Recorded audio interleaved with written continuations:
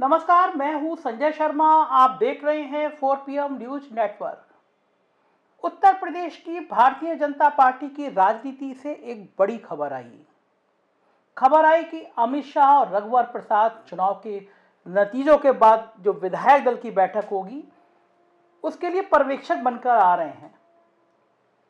कोई नई बात नहीं है, विधायक दल की बैठक होती है। विधायक दल की बैठक में नेता अपने नेता का नाम चयन करते हैं लोग, और दिल्ली से संदेश आ जाता है, इशारा आ जाता है, नाम उसका फाइनल होता है और नेता चयन हो जाता है।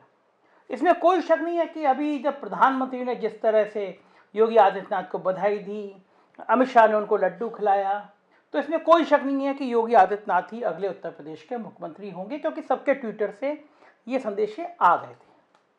लेकिन बड़ा बात यह है कि पर्यवेक्षक के रूप में अमित शाह जैसा बड़ा नाम उत्तर प्रदेश में क्यों आया।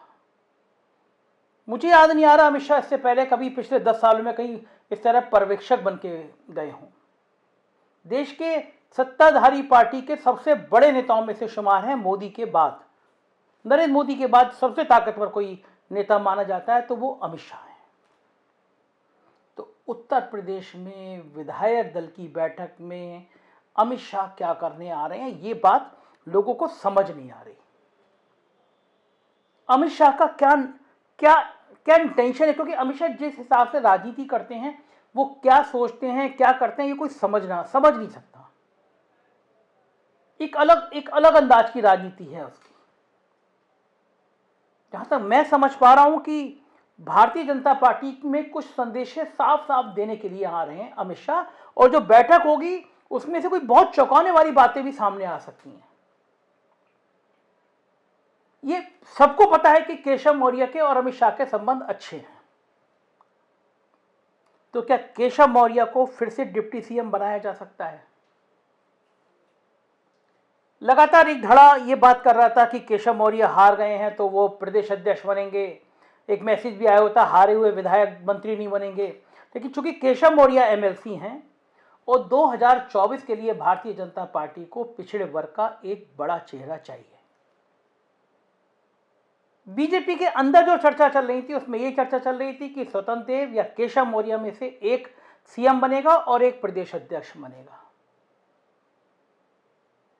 अमित शाह के आने से यह भी संकेत साफ हो जाएंगे कि मंत्रिमंडल जो विस्तार होगा उसमें से कौन कौन मंत्री बनेगा। और जिस तरह से संजय निषाद की इच्छाएं, उमंगे जोर मार रही हैं, उन्होंने कहा निषादों के सम्मान के लिए मुझे डिप्टी सीएम बनाया जाना चाहिए। तो संजय निषाद डिप्टी सीएम की बात कह के एक बड़ा मंत्रालय चाहते हैं, वो ऊर्जा मंत्रालय चाहते हैं। अमित शाह भी जानते हैं कि जो सहयोगी दल हैं उनमें से अनुप्रिया पटेल की तरफ से भी बहुत दबाव है, संजय निषाद की तरफ से भी दबाव है। तो इनका समाधान सिर्फ अमित शाह कर सकते हैं। भारतीय जनता पार्टी में लगातार चर्चा चल रही है कि 2024 के मद्देनजर एक दलित महिला का चेहरा सामने लाया जाएगा और वो आगरा की बेबी रानी मौर्य का होगा, जो उत्तराखंड की राज्यपाल रह चुकी हैं। अमित शाह इस विधायक दल की बैठक में सम्मिलित होकर, पर्यवेक्षक के रूप में सम्मिलित होकर संदेशा देना चाहते हैं कि अब 2024 तक उत्तर प्रदेश की सरकार की हर काम पर उनकी निगाह रहेगी, उनके जानकारी में रहेगी, उनके संज्ञान में रहेगी। 2024 का चुनाव प्रधानमंत्री नरेंद्र मोदी के लिए बहुत महत्वपूर्ण है, और उसमें सबसे महत्वपूर्ण भूमिका कोई निभा रहा है तो वो उत्तर प्रदेश है। उत्तर प्रदेश हारे तो सब हारे।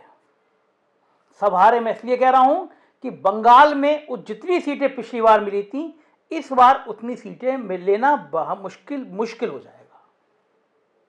उड़ीसा में भी कड़ा मुकाबला है, बिहार में भी स्थितियां टफ हो रही हैं, नीतीश कुमार की कई बार नाराजगी सामने आ रही है।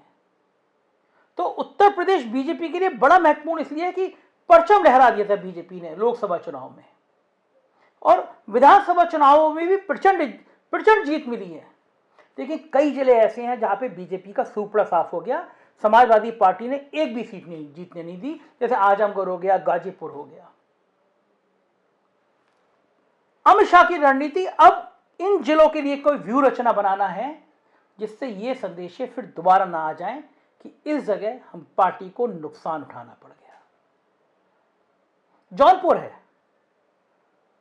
सारी विधानसभाओं का अगर लोकसभा के हिसाब से मत देखेंगे तो बहुत पीछे चली गई है बीजेपी, काफी पीछे है।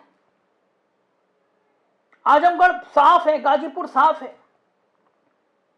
तो अमित शाह का मतलब होगा कि जहां हम हारे वहां भी एक नई ताकत बनाए, लोकसभा चुनाव वहां भी जीते। और ये कब होगा?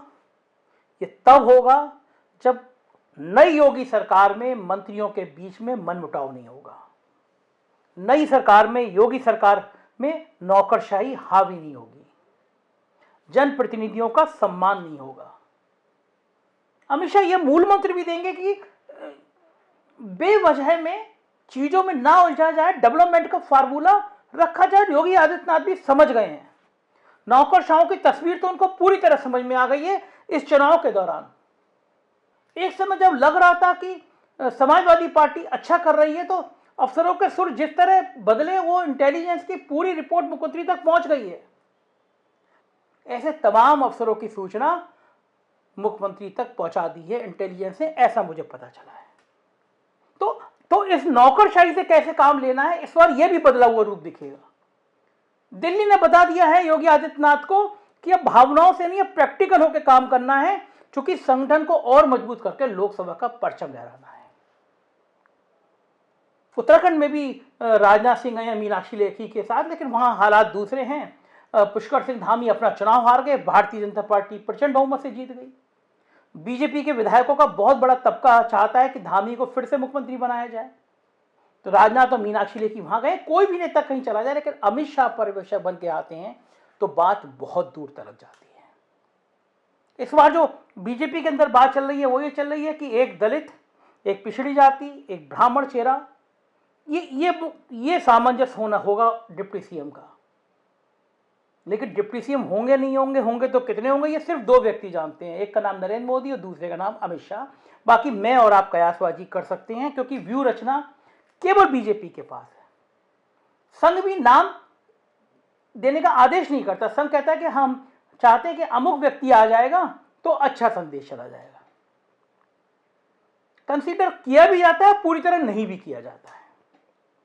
तो एक वो जो बैठक होने वाली है विधायक दल की, उस पर सभी की निगाह लगेगी कि अमित शाह कौन सा ट्रम्प का पत्ता निकालेंगे, किसकी लॉटरी लगेगी, किसके सितारे गुल होंगे। अमित शाह के इस मूवमेंट से बीजेपी में खलबली तो मची है। हर आदमी चर्चा कर रहा है कि अमित शाह पर्यवेक्षक बन के आ गए, इसका मतलब कुछ बड़ा होने वाला है उत्तर प्रदेश में। क्या होने वाला है, राजनीति के अंदर की क्या खबरें हैं, मैं आपको बताता रहूंगा। देखते रहिए 4PM न्यूज़ नेटवर्क, यही चैनल है जो सच और सिर्फ सच बताएगा। Thank you.